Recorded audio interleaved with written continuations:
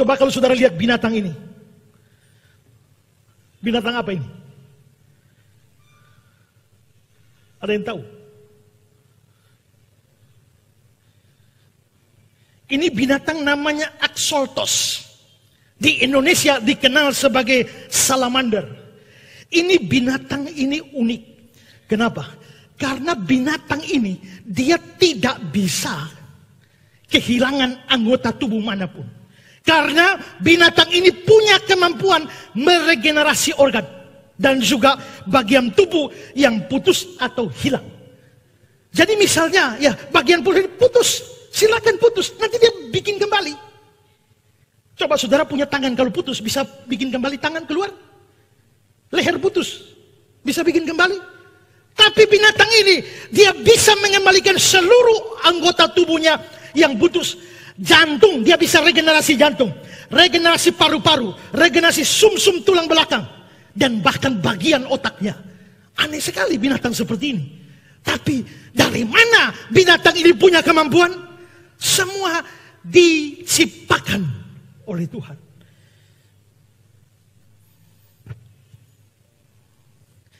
Binatang yang kita lihat hari-hari di rumah, cicak. Itu ternyata punya kemampuan menyelamatkan diri yang luar biasa. Bagaimana cicak ini menyelamatkan diri? Biasanya kalau dia bergerak-bergerak ada predator yang datang menangkap dia. Maka cicak ini punya kemampuan memutuskan ekornya. Kalau saudara ada waktu luang, coba amatilah cicak ini. Ya, dia punya kemampuan melepaskan ekornya. Untuk apa dia melepaskan ekor? Ini adalah salah satu cara menyelamatkan diri dari predator. Tapi yang aneh, setelah dia melepaskan ekornya, apa yang terjadi? Coba kita lihat video pendek ini. Itu ekor cicak yang sudah terlepas.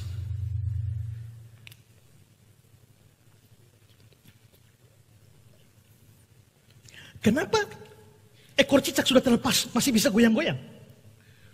Karena di dalam ekor cicak itu ada sejenis saraf yang namanya itu adalah saraf tidak sadar. Maka dia biarpun sudah putus dengan cicak, tapi tubuh cicak, tapi ekornya terus keliling-keliling. Kenapa? Apa pentingnya ekor bergerak tanpa tubuh? Supaya apa? Begitu misalnya kucing. Kalau kucing terkam cicak itu, bagian ekor, cicak melepaskan ekornya, sementara goyang-goyang ekornya, kucing konsentrasi pada ekor yang bergoyang, cicaknya lari. Maka selamatlah dia. 3 bulan kemudian, cicak memproduksi ekor baru, nyambung kembali. Dari mana kemampuan seperti itu? Kemampuan seperti itu hanya datang dari Tuhan yang menciptakan seekor cicak. Bayangkan di dalam seekor cicak yang kita tidak pernah perhatikan secara serius, itu berarti kemahakuasaan Tuhan, kebesaran Tuhan dinyatakan di dalam ekor cicak. Saudara tidak pernah pikirkan hal ini? Kita misalnya melihat sayap seekor burung. Kalau saudara lihat gambar ini adalah sayap seekor burung. Saudara perhatikan baik-baik gambar itu. Sayap burung ini bagian garis tengahnya atau tulang tengahnya itu namanya rachis. Itu tulang tengahnya. Dan di dalam tulang tengah itu disebut rachis itu, di dalam setiap rachis ada begitu banyak bar. Dan di dalam bar itu ada yang namanya barbels. Nah, saudara-saudara, misalnya burung bangau. Burung bangau itu pada satu rachis sayap burung bangau ada 600 barbs. Dan di dalam satu barbs itu ada 650 barbels. Jadi itu gambarnya seperti itu. Jadi dia kalau diperbesar akan nampak terus seperti gambar ini. Nah, saudara-saudara, barbs itu seperti tabung keras. Dan di dalam tabung itu ada udara. Udara itu yang digunakan burung untuk terbang. Dan barbels ini, pada masing-masing barb ini, dia akan bertemu membuat satu bentuk atau titik yang namanya hooks. Coba lihat gambar ini. Nah, saudara lihat dia model kayak jaring begitu. Ini diperbesar. Tapi hooks ini saling mengapit sedemikian rupa seperti resleting kita. Dan saudara, resleting kalau saudara punya resleting seat, lalu saudara isap rokok, coba tiup ke resleting. Asapnya tembus tidak?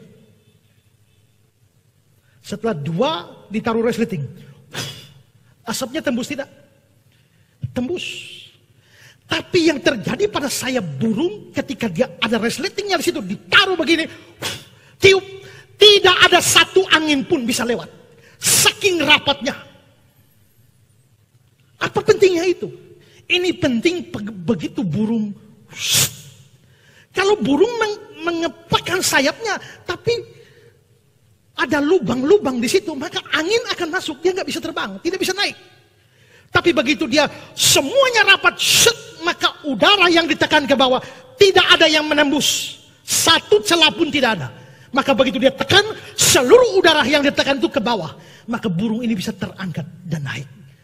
Saudara, di kelihatannya Alkitab hanya bicara sederhana. Dalam Kejadian 1 ayat 20, berfirmanlah Allah, hendaklah burung berterbangan di atas bumi. Tapi supaya burung bisa terbang, Tuhan menciptakannya dengan sistem yang begitu rumit. Maka saudara, di sini kita bisa melihat betapa perbuatan Tuhan begitu ajaib. Maka kita bisa membenarkan Mazmur 111 ayat 4. Perbuatan-perbuatannya yang ajaib.